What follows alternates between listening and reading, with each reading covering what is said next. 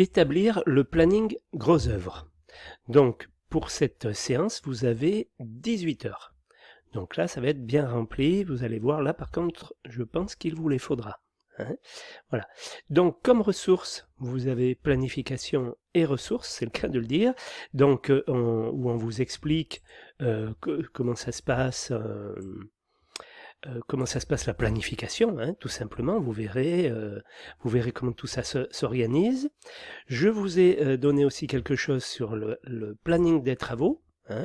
Alors, pour vous, ce qui sera important là-dedans, là, c'est assez exhaustif. Pour vous, ce qui sera assez important, c'est le planning. Le plus important, c'est ça, c'est le planning à barre. Voilà, ça c'est ce qui vous importe le plus. Après le reste, ça sera pour votre connaissance personnelle. Le planning Gantt, voilà, est intéressant. Après, on a le planning avec, alors celui-ci. Voilà, tout ça c'est du Gantt. Ensuite, voilà, le potentiel tâche, vous laissez faire. Ça surtout, vous laissez faire, vous regardez si vous voulez. Mais le potentiel tâche aujourd'hui, en 2021, ce genre de truc-là, on s'y amuse plus trop. Voilà. Mais il faut savoir que ça existe et que peut-être certaines entreprises l'utilisent. Pour vous, je vous répète, ce qui vous sera utile, voilà, c'est celui-là, le planning à barre. Voilà, donc ça, c'est une chose. Deuxième chose, c'est lorsque vous allez voir le planning qui est donné pour la glacière, on voit que pour le gros œuvre, on a 5 mois. Un petit chouïa de plus ici, un petit chouïa de plus ici, 5 mois. Donc vous partez sur 22 semaines pour faire le chantier. Voilà, en gros œuvre. Voilà. Et pour savoir le temps à allouer par ouvrage, vous allez utiliser le bordereau que je vous ai donné ici. Vous avez le bordereau gros œuvre dans la séance, c'est ça. Donc le bordereau gros œuvre, vous allez trouver là-dedans toutes les... Enfin, j'espère tout ce qu'il vous faut par rapport à votre métré pour pouvoir mettre un temps. Le temps moyen, vous voyez, il est ici. Alors attention, le temps est donné en centièmes d'heure, en fraction d'heure. Donc 1h48 ou 1h480, c'est pas 1h48 minutes, ça veut dire presque 1h30.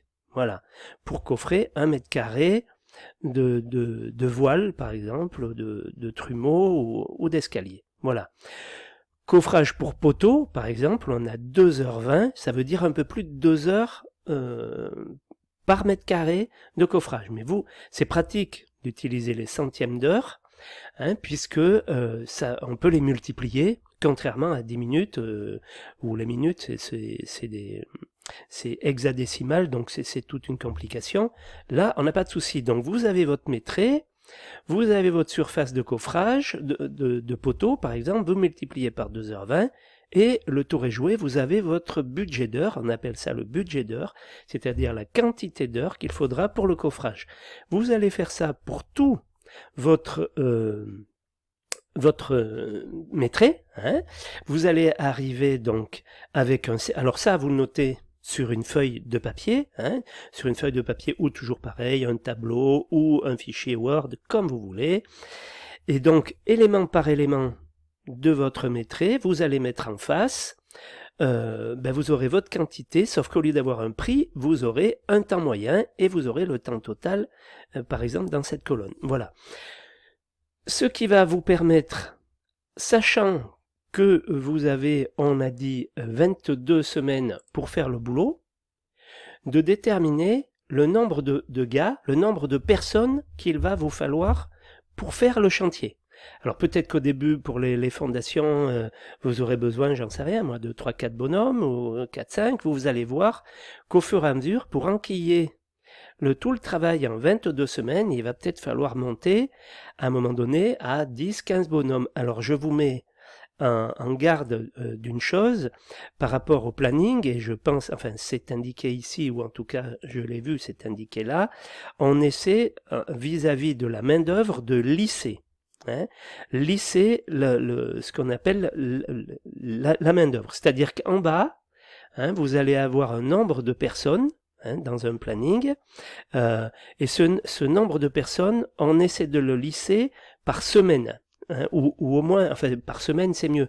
Pourquoi? Parce que les gars ont horreur de passer d'un chantier à l'autre.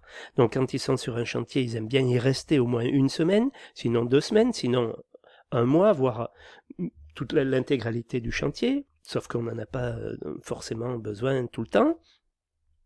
Donc on essaie d'avoir sur la même semaine 8 gars et non pas 8 gars un jour, 2 gars le lendemain, 12 gars le surlendemain. Non, on essaie de lisser. Hein, c'est ça qui est ce que ça veut dire, lisser.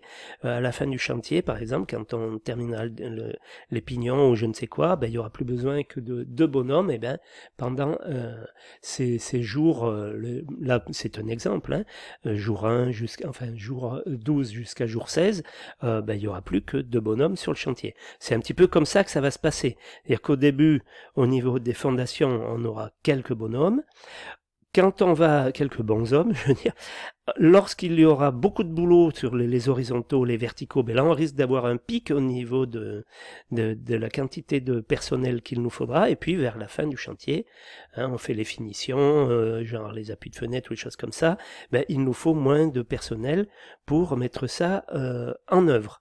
Voilà, c'est pas facile, vous faites comme vous le sentez, hein, c'est votre premier planning, donc il va y avoir des tâtonnements, c'est normal, hein, vous êtes stagiaire, vous n'êtes pas encore dans l'emploi, hein, dans le boulot, donc vous allez faire ce planning main-d'œuvre à votre idée, vous me le faites voir, on en discute au fur et à mesure que vous avancez, ou quand vous l'avez fini, vous faites un premier jet, et puis vous me le faites voir, ça donne ce que ça donne, si ça rentre pas tout à fait dans les 22 semaines, on regarde pourquoi. Par contre, évitez de mettre 20 semaines ou 19 semaines. Hein.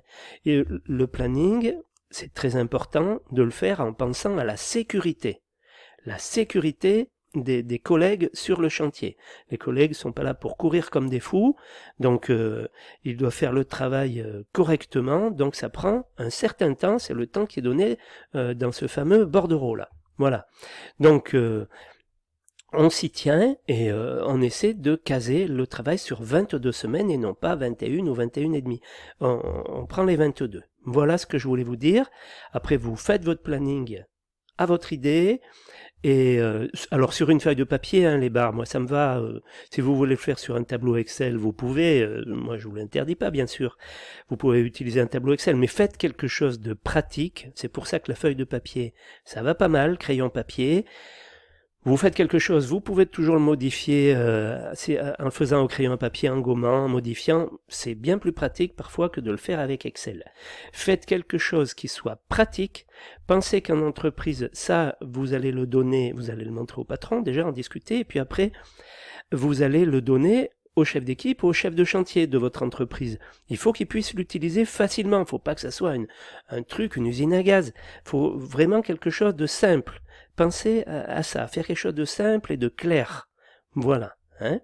Donc effectivement, 18 heures, bon, à voir. Hein, si ça convient, s'il vous faut 1 ou 2 heures de plus, c'est pas le problème. Voilà.